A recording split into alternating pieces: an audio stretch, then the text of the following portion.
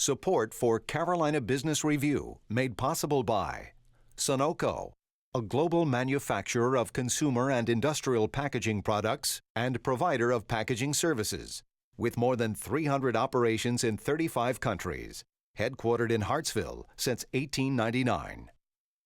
And by Buisness North Carolina Magazine. There's a place for those who subscribe to the theory that business doesn't have to be boring. Well, by more than one measure, it has been a cruel summer. Certainly record number of days hitting record high temperatures. Politically, this heat has gotten out of hand, and economically, the ride has been a bit severe as well. Welcome again to the most widely watched source for Carolina business and public policy for 20 years now. I'm Chris William, and this time on CBR, a dialogue about what seems to be a schizophrenic economy, technology, of course, and the region's broader economic activity. And later on from RTI Chief Victoria Haynes. Major funding for Carolina Business Review provided by Grant Thornton, an international accounting, tax, and business advisory organization dedicated to serving middle market companies. Grant Thornton, a passion for the business of accounting. And by Novant Health, a not-for-profit group of hospitals and physician clinics, ranked as one of our nation's 10 best healthcare systems, caring for patients and communities in North and South Carolina.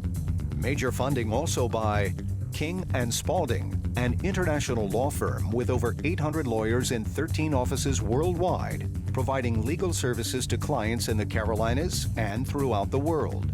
For more information, visit www.kslaw.com. This edition of Carolina Business Review was recorded August 19, 2011. On this week's program, Jim Roberts from the Center of Innovation for Nanobiotechnology, Frank Hefner, Department Chair and Professor of Economics, and special guest Victoria Haynes, President and CEO of RTI International. Now, Chris William. Hello, welcome again to our program. Jim, good to have you back on the program. Thanks Thank for you. joining us. Frank, always nice to have you from the Low Country in Charleston. Mm-hmm. You know, I really want to start with this, Frank. You know, the financial markets have been, schizophrenic and uneven and very volatile. And I've got to think economists that we've spoken to on and off the air have all said that fundamentally the economy hasn't changed. So what is driving not just the investor nervousness, but what is driving some of this real lack of confidence out there? Well, there are a number of things. I mean, you could always go back to the idea that the financial markets never were rational in the first place, and why would you expect them to be anyway? And there's been a lot of research. There's a disconnect between the financial asset, especially the stock market. The stock market is not a predictor of much of anything in terms of real economic growth. It used to be, 6 months to a year, you'd say the equity markets could predict what was going to come down the pike, right? I don't know. It's kind of like the stock market has over-predicted the number of recessions we've had. So it's not a great indicator. It is a reflection of a lot of issues. I think it's a reflection more of sentiment, probably. Keynes referred to it as animal spirits. I mean, it's kind of totally unpredictable. But I think what we've got going now is fundamentally different than some of the other things we've seen in the past. We've had gyrations in the marketplace before, but never quite this volatile. And also never quite for reasons we can't make heads or tails out of. For example, the S&P downgrade of the Treasury bonds. Right. This was not an unpredictable event. There were signals all over the place that they were going to do it. For a long time. For a long time. There was concern. And so the rational market hypothesis would have said this has already been priced into it. So then they make the announcement. Monday morning, we wake up and everyone's panicked. And I thought, well, what happened? There was no new information out there. And so you have to wonder what's going on there. But I think the real issue is that this current problem we're in, and one economist is now calling it the Great Distress, because instead of a recession, is fundamentally different than everything we've seen in the last 20, 30 years. It wasn't caused by an oil price spike. It wasn't caused by IT overinvestment like we had before. It wasn't caused by the normal kinds of things. It was caused by a financial meltdown. And we haven't seen that in this country since 1929, 1930. Okay, so do you think that the banking system is fixed? And I say that on the heels that Bank of America just announced that they're going to cut 3,500 jobs. A lot of people think it's going to be more like 10,000 jobs, and they're trying to carve out about $2 billion out of their cost structure, Right. and they're just one bank. Is banking fixed? Can't say for sure, but I will say this, the market doesn't believe that it is. That's the issue, because now we're getting ramifications from Italy. And why, who cares? Why in the United States are we concerned that Italy's having a financial crisis, or Greece for that matter? And it's because of the interlocking nature of the international financial system. So I think the problem is, when we went into this mess, there wasn't a lot of transparency or understanding of what kind of assets financial institutions were holding. So the analogy I've used before is it's like a barrel of apples and you've got one or two rotten ones in there, and you just don't notice it until the stench gets real bad. Unfortunately, we may not have pulled out all those apples yet. And I think that's the fear, that nobody knows exactly what is hidden behind all of the accounting sheets. Jim, you're over there nodding in agreement or disdain, or what is it? Well, before my current job, I worked for the International Trade Division in Department of Commerce, and In there North was Carolina? in North Carolina, and there was the term pigs. Portugal, Ireland, Italy, Greece, and Spain, and those were the countries that we were concerned about declining, and almost a domino effect of could those countries tip the rest of the global, or at least European economy into real problems? And what was the conventional thought, that they could or they couldn't within commerce? That it was, these were real problems. I mean, this is the opposite of the growth of the BRIC, Right. Brazil, Russia, India, China. These are the negative side of that, and this is kind of where more of the news is coming from, are the pigs versus the growth of especially India and China and Brazil. And now we've added another I with Italy into the pigs. Yes. Yeah. So the other thing is, I'm lecturing in Austria last year, and I talked to my German students. They said, why should they pay taxes to bail out Greece? And they hadn't thought about this. But it turns out, why is Germany bailing Greece out in the first place? And it's not that they're bailing Greece out as much as they're bailing out German banks that are heavily invested in Greek bonds. And it's when you get that kind of interlock that sends shivers through the entire market. So German banks have a problem. How does that affect U.S. banks? Well, the question is, where are the assets? Or where are the connections and the interlocking connections with the assets? So there's still not any confidence that the banking system is fixed, which Right. is a much more overhang that whether home prices go up or down is this whole idea. The about housing whole market financial- right now is probably more of a popular way of looking at the problem and the malaise, but the real serious issue is the entire financial sector. You know, I wish we could talk more about this. I do want to get to the technology piece. Jim, we talk about nano, we talk about biotech, and you take your pick anywhere in the Carolinas, and everyone has put a flag in the ground. South Carolina Research Authority has been on this program, and Bill Mahoney several times talking about how proud they are about technology and nanotech and biotech.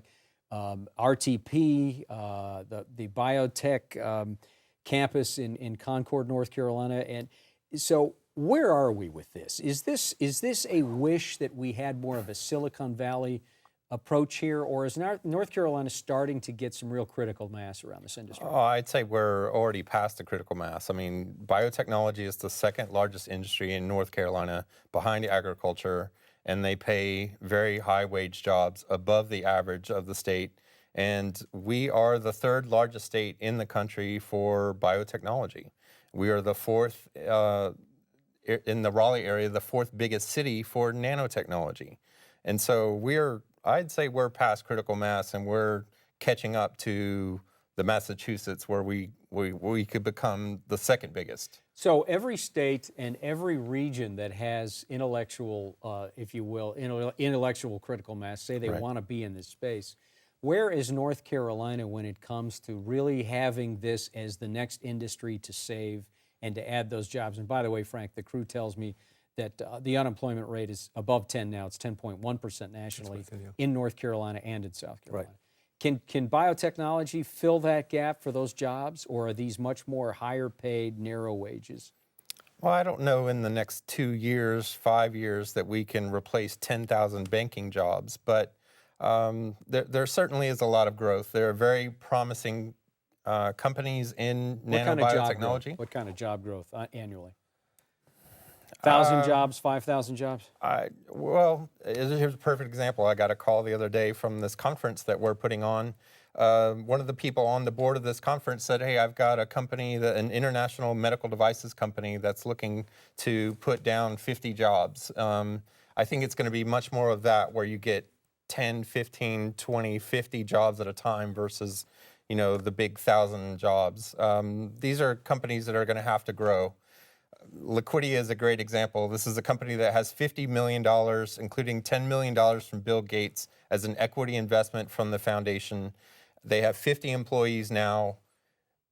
If that company were to have an exit event in the near future, what are those 50 bright people that work there now? What do they want to do next? Right. Could they create 10 new companies that could be the next Liquidia? And that's 500 jobs right there. And that's why COIN exists. Take a couple seconds, and then we have to move on. What is the conference you just referred to? Sure. It's called the ManSef Comms Conference. It's a nanobio and MEMS conference. It's 16 years old. It travels around the world. We recruited this last year. It goes to Norway in 2012, Canada in 2013. So it truly is an international conference. Where is it? At the Grandover Resort in Greensboro, North Carolina. And we're expecting 400 to 500 people. We have representatives from 14 different countries already registered. Okay. So very big international conference. Thank you, guys. We're going to have to move on, but thanks to both of you. And please stay around. You know, one of the political dialogues going on now, and it doesn't get too much wide press, but you hear about it once in a while, is this thing called redistricting. Next week on our program, we're going to talk about redistricting. And even though it seems like a back office kind of behind-the-scenes dialogue, it is going to have very large implications for the Carolinas in the next decade or so. On the program, Louis Gossett, the president of the South Carolina Manufacturers Alliance, also Farrell Guillory, who's at the UNC School of Journalism, will join us from his office in Chapel Hill. Jonathan Kapler from North Carolina Free Enterprise Foundation will be here as well. You know, if you don't take the time to look closely, understanding exactly what it is that RTI does, besides make money, is tough. At face value, they're a research organization for sure. They service governments, they service commercial clients globally. But what do they research, and how do they apply that statistical product? In 1999, our guest arrived as CEO at RTI. They posted total revenue of $206 million. At the end of last year, their top line was closer to $760 million. Joining us this time in person, I'm glad to say, is RTI President and Chief Executive Officer, Dr. Victoria Haynes. Victoria, welcome to the program. Thank you. It's always a pleasure to be here. Particularly, thanks for taking time to get in the studio. We like to have you here, but it's always good to have you. Thank you. You know, Victoria, people look at RTI, and I would say even in the triangle, they look at RTI and think, you know, we love having them here. They've been here for 60 years, but what in the world do they do? You do research, but your mission is trying to better the human experience. Right. Tell us what that means. Well, we're a contract research organization, essentially, but so we do research for hire. And as you had mentioned previously, it's both government and the private sector that supports our research. And our research, we are a not-for-profit 501c3, but we do make money. And that money has to be invested back into RTI. That's one of the requirements for a 501c3. That keeps us tax exempt. And I think that gives us an advantage in terms of we can take the income that we make and we can invest in new buildings, we can invest in new research programs that will position us competitively as the market changes, and also invest in our people, make it a better place to work, et cetera. But essentially we do contract research and services in the health sector primarily. About 2/3 of our business is health, and it covers everything from health surveys to working for pharmaceutical companies, doing phase 4 or clinical trials. We are actually in a clinical trial right now with one of our own compounds, which is kind of exciting. And to Being policy. a former chemist, I know that you're excited about that. Exactly. We do health policy research. We do environmental health research. So health is and global health as well. You know, we've talked about the malaria project and the neglected tropical disease projects in the past when I've been on here. That's the international piece. And I want to get to this whole healthcare piece. Before we do that, when you first arrived in 1999, a very large portion of the revenue was derived from government contracts, and That's you've correct. been able to smooth that out with commercial contracts. But you know, RTI still has a lot of government Absolutely. work. Some of it probably that you can't speak about, and we certainly understand that. But how do you lose this Or do you even try to lose this whole cloak and dagger thing that RTI has around some of the government work? Well, there's nothing cloak and dagger about it. I mean, you can go on our website and see what we do. And we do publish quite a bit. We do a little bit of top secret work or secret work for various agencies, but that's a fairly small part of our portfolio. I think one of the reasons that people don't know as much about RTI as they could. You know, we have we employ 2,500 people in this part of in North Carolina, as well as a little bit in Washington and a few other states. But you know, we have $174 million of payroll to North Carolina that we bring. So you'd say, well, a company like that, everyone should know what we do. I think one of the problems is we do so much. We're a very diverse research organization, and a lot of what we do is dictated by the client, and the client usually likes to take credit for what we do as opposed to our going out there and blowing our horn. Right. Yeah, I was going to say that you probably don't get to advertise the results of a lot of the products. That's right. Exactly for that reason. So That's right. It's not quite a household And even name. when we publish, we have to get, of course, approval from our clients Right. to publish, and we try to publish as much as we can. But yeah, a lot of it is, you know, like the National Household Survey on Drug Abuse. We don't publish that data, but it's used across the country because it's a state-by-state survey to determine the effectiveness of programs, et And cetera. RTI does that. And we do that. Right. See, I didn't know that, but I was familiar with the survey. Education surveys, we do quite a bit on that side as well. Go ahead. The other question, I guess, and you alluded to this, is the ratio of public funding versus private. And Yes. I mean, given the climate of the market collapse, tax revenue collapses, political gridlock, where would you see yourself in terms of well, funding? Let me tell you a little story, because when I started in 1999 and we were around 200 million, we only had, I think it was 10% of our portfolio was commercial. And so one of the things I wanted to do was build that commercial business so we wouldn't be as reliant on the government side. And we did build that commercial business substantially. We increased it by a factor of 6 or 7, but unfortunately, fortunately, our government business grew as well. So the absolute ratio of commercial to government business is about the same now, even though the commercial pot's a lot larger.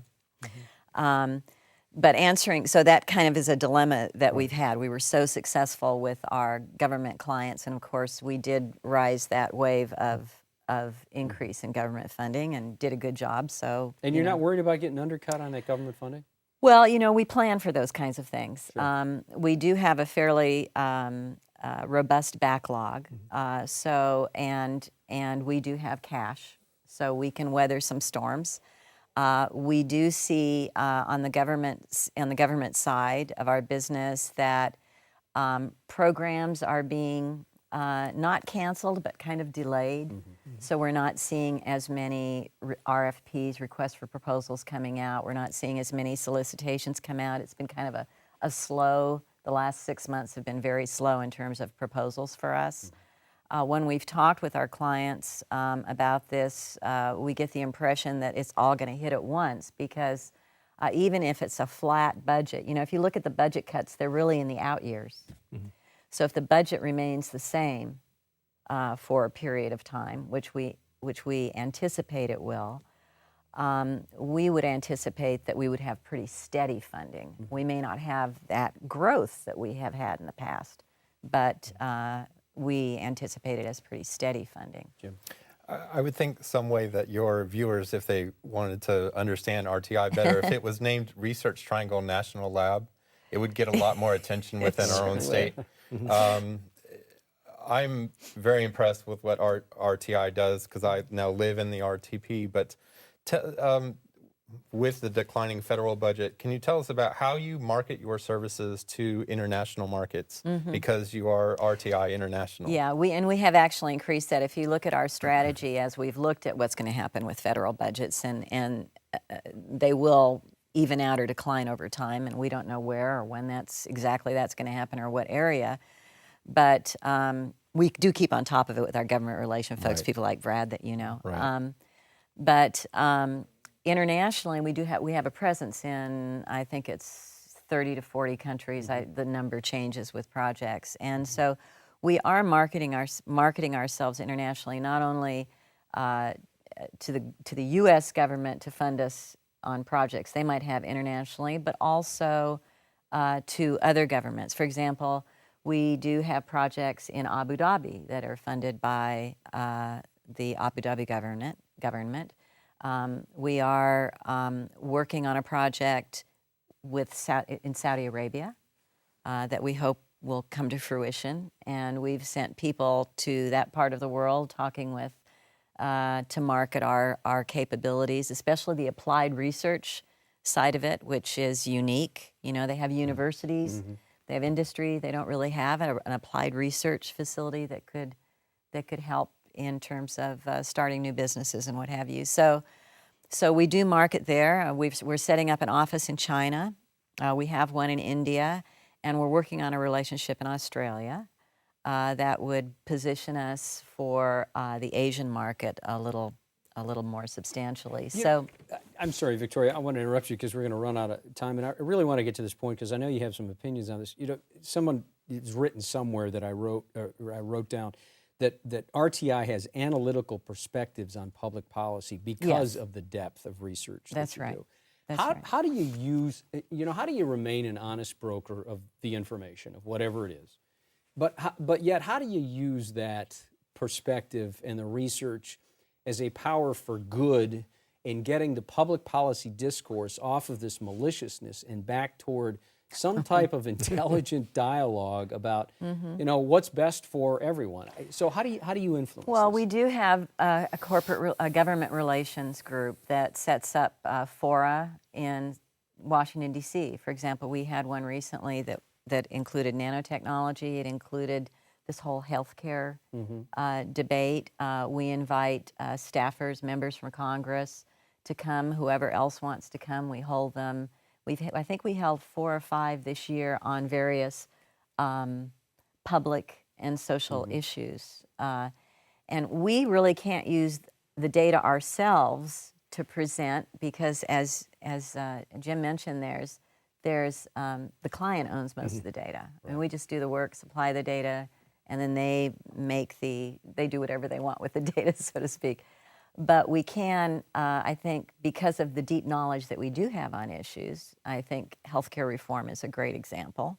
I mean, we do a tremendous amount of work in healthcare reform, that we can at least get the right people around the table and have a dialogue or a discussion. So more of a facilitator with So some I of the say power it's that more you of a facilitator. We also go to the Hill and often brief people, brief congressmen on what our data shows, if we can, where we are, what kind of work we're doing, so that they can understand that there is a lot of data out there. There has been a lot of analysis, and it's there. So we do try to be the honest broker in that regard. But politics is politics. Yes. Oh, well said. Unfortunately. About 30 seconds left. A quick question. Yeah, a quick question. And that is, that you've got a synergy, obviously, with all the universities around the area also, right? So you're working on that too.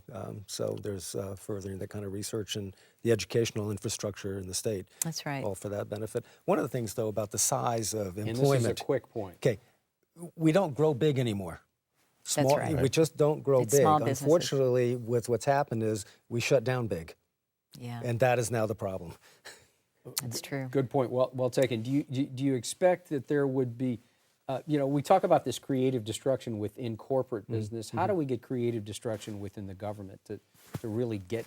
And I guess that's the question. Isn't it? 30 more minutes? Wow. Yeah. I'm not quite creative destruction within the government. Well, there's obviously lots of waste in the government, and I just think it takes leadership, someone to step up and say.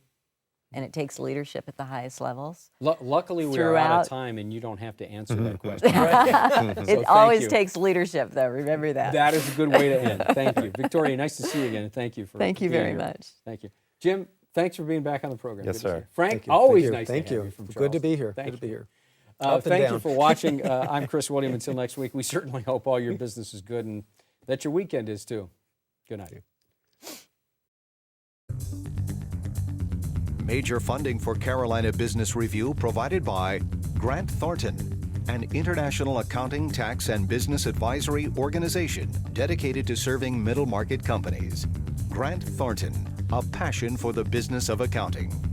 And by Novant Health, a not-for-profit group of hospitals and physician clinics, ranked as one of our nation's 10 best healthcare systems, caring for patients and communities in North and South Carolina.